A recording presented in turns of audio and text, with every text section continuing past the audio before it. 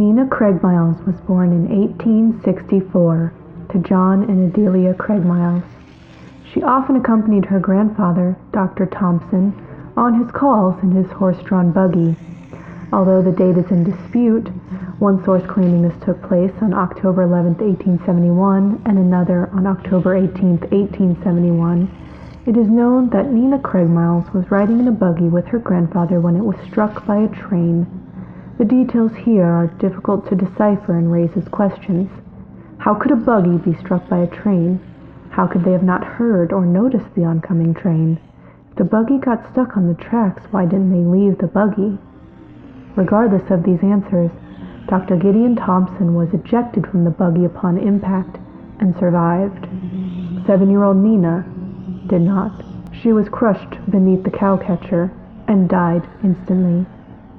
It is said this tragedy resulted in the creation and naming of a new church by her father, St. Luke's Episcopal Church, since she died on St. Luke's Day. On the northeast corner of the church property is Nina's mausoleum. Inside are the remains of Mr. and Mrs. Craigmiles, Nina, an infant son of the couple who lived only a few hours, and Mr. Cross, Adelia's husband after John passed away. All these facts and events are supported by local history. The curiosity of the Craigmiles Mausoleum appeared after Nina Craigmiles' death and the construction of the mausoleum. The Carrara marble walls supposedly bleed as a result of the violent deaths of its residents. The causes of death for the couple were as follows. John, 1899, blood poisoning after a fall on ice.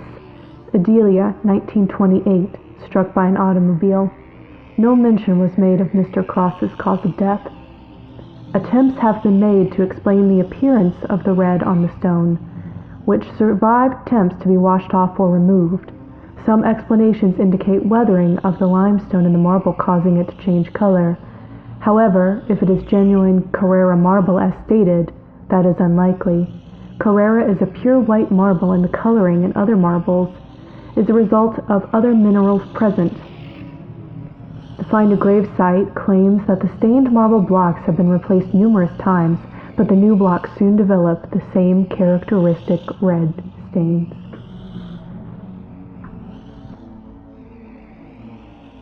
Hi guys, I'm Hope, and we are here today at the Craigmiles Mausoleum. If you listened to our podcast about haunted Cleveland, you'll remember that we told the story of this mausoleum and the blood that apparently appears on it. So over here to my left, as you can see right up here, would be what they're talking about. There's actually a bit on the right too. We can't see it from out there, I don't think. So this is, I think, probably one of the most well-known haunted locations in Cleveland, and it is right in the middle of downtown. It was about a 5-minute walk for us, and we decided that we were just going to have a little wander down here and check out all of those seemingly haunted places. I will say there are some other like reddish spots that go all around the mausoleum, and even on the ground here, if you're up close, it looks a little bit pinkish. So I guess that's more for you to decide what you think about that.